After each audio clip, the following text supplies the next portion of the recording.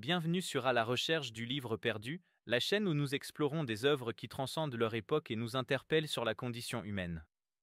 Aujourd'hui, nous plongeons dans l'un des romans les plus puissants et philosophiques du XXe siècle, L'insoutenable légèreté de l'Etre de Milan Kundera. Publié en 1984, ce livre est bien plus qu'un roman. C'est une réflexion profonde sur l'amour, le choix et l'identité qui se déroule dans le contexte oppressant de la Tchécoslovaquie communiste. Kundera y explore une question essentielle. Si nous ne vivons qu'une seule fois, nos choix ont-ils vraiment du poids? Cette idée, portée par des personnages aussi complexes que touchants, fait de ce livre une œuvre qui transcende les frontières entre la littérature, la philosophie et la politique. Pourquoi l'insoutenable légèreté de l'être continue-t-il de fasciner des lecteurs du monde entier? Et que peut-il nous apprendre sur nos propres vies, nos relations et nos choix? Dans cette vidéo, nous allons explorer les thèmes centraux de ce chef-d'œuvre, son contexte historique et les leçons qu'il nous offre encore aujourd'hui. Préparez-vous à un voyage dans l'univers subtil et mélancolique de Milan Kundera. Pour comprendre l'insoutenable légèreté de l'être, il faut s'intéresser à son auteur, Milan Kundera, et au contexte dans lequel ce livre a été écrit. Né en 1929 en Tchécoslovaquie, Kundera a grandi dans une période marquée par l'occupation nazie, puis par l'instauration du régime communiste. Initialement membre du Parti communiste, il s'en éloigne progressivement, critiquant la répression et le manque de liberté qui caractérise ce régime. Après la répression du printemps de Prague en 1968, Kundera devient une figure dissidente et s'exile en France. C'est dans ce contexte d'exil qu'il écrit L'insoutenable légèreté de l'être, un roman qui mêle fiction et philosophie pour interroger non seulement les choix individuels, mais aussi les mécanismes de l'oppression politique. Ce roman est marqué par une tension entre l'intime et le collectif, entre les vies privées des personnages et le poids de l'histoire. Kundera utilise cette dualité pour poser des questions universelles sur la liberté, l'identité et la signification de nos choix. Mais ce qui rend ce livre unique, c'est son style, une narration qui brise les conventions, mêlant réflexion philosophique, ironie et émotion brute. Entrons maintenant dans l'univers de L'insoutenable légèreté de l'être.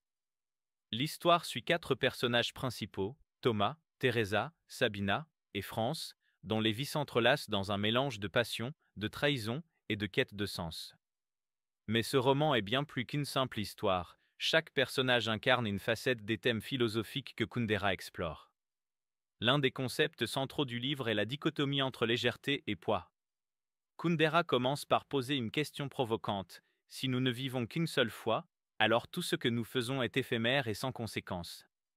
Cela rend nos vies plus légères ou plus insoutenables. Thomas, un chirurgien libertin, incarne cette légèreté. Il refuse de se laisser enfermer par des attaches ou des responsabilités, mais cette liberté apparente finit par le rendre étrangement vide. Teresa, sa femme, représente le poids. Elle est profondément attachée à Thomas, mais ses sentiments sont empreints de souffrance et de dépendance. Elle lutte pour donner un sens à sa vie dans un monde où tout semble transitoire. Cette tension entre la légèreté et le poids est au cœur du roman, et elle reflète notre propre lutte pour équilibrer liberté et engagement.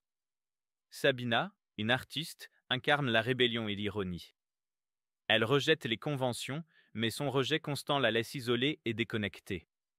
France, un universitaire idéaliste, cherche un sens dans la grandeur des idéaux, mais il se heurte à la réalité de ses propres limites. Enfin, le roman est imprégné par le contexte politique de la Tchécoslovaquie sous le joug communiste. Kundera montre comment les choix individuels sont souvent écrasés par le poids de l'histoire, mais il nous rappelle aussi que même dans les circonstances les plus oppressantes, l'humain reste libre de chercher sa propre signification. L'insoutenable légèreté de l'être est une œuvre qui transcende les genres littéraires. Ce roman mêle la philosophie, la psychologie et la politique pour poser des questions universelles sur la condition humaine. L'un des aspects les plus remarquables du livre est sa capacité à explorer des concepts abstraits à travers les vies profondément humaines de ses personnages. La dichotomie entre légèreté et poids, par exemple, est au cœur de l'œuvre. Cette tension reflète nos propres dilemmes. Devons-nous rechercher la légèreté, cette liberté sans attache qui nous libère des responsabilités, ou le poids, cette profondeur qui donne du sens à nos vies mais peut aussi nous écraser? Kundera ne propose pas de réponse claire. Il montre que ces deux pôles sont inséparables et qu'ils façonnent notre expérience de l'amour, de la liberté et du sens. Le roman explore également la complexité des relations humaines. Les liens entre Thomas, Teresa, Sabina et France ne sont jamais simples. Ils oscillent entre passion et trahison, dépendance et rejet.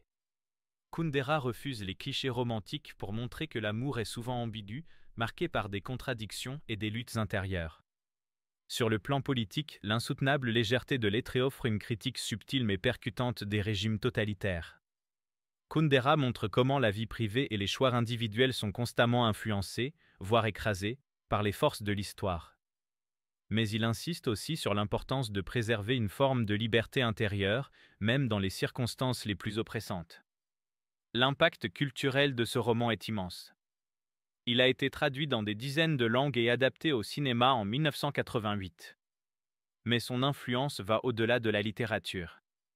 Kundera, en mêlant philosophie et narration, a inspiré des générations d'écrivains, de cinéastes et de penseurs. Ce livre reste une référence pour quiconque cherche à comprendre les complexités de l'existence humaine. Quelles leçons pouvons-nous tirer de l'insoutenable légèreté de l'être aujourd'hui? Ce roman, bien qu'écrit dans un contexte historique spécifique, nous parle de questions universelles qui transcendent le temps et l'espace. L'idée que nos choix sont à la fois légers et lourds est particulièrement pertinente dans un monde où nous sommes souvent submergés par la multiplicité des options. Kundera nous pousse à réfléchir. Que signifie vraiment choisir? Et comment vivons-nous avec les conséquences de nos choix? Cette réflexion est essentielle dans une époque marquée par l'incertitude et les transformations rapides. Le livre nous invite également à réévaluer notre conception de l'amour. Dans une culture souvent obsédée par l'idée de l'amour parfait, Kundera montre que l'amour est complexe, imparfait et profondément humain.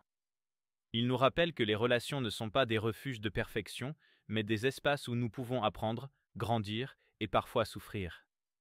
Enfin, le roman nous offre une perspective précieuse sur la liberté.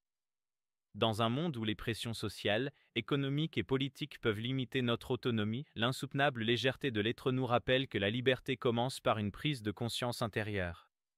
Même lorsque nos choix semblent insignifiants ou contraints, ils reflètent une part essentielle de notre identité. L'insoutenable légèreté de l'être de Milan Kundera est une œuvre magistrale qui explore les paradoxes de l'amour, du choix et de l'identité. Ce roman, à la fois intime et universel, nous pousse à réfléchir sur nos propres vies et sur ce qui donne du sens à notre existence. Si cette vidéo vous a donné envie de découvrir ou de redécouvrir ce chef-d'œuvre, je vous ai mis un lien en description pour commander le livre. Merci d'avoir suivi cette exploration. Et vous, comment percevez-vous la légèreté et le poids dans vos propres choix? Partagez vos réflexions dans les commentaires. À très bientôt sur À la recherche du livre perdu.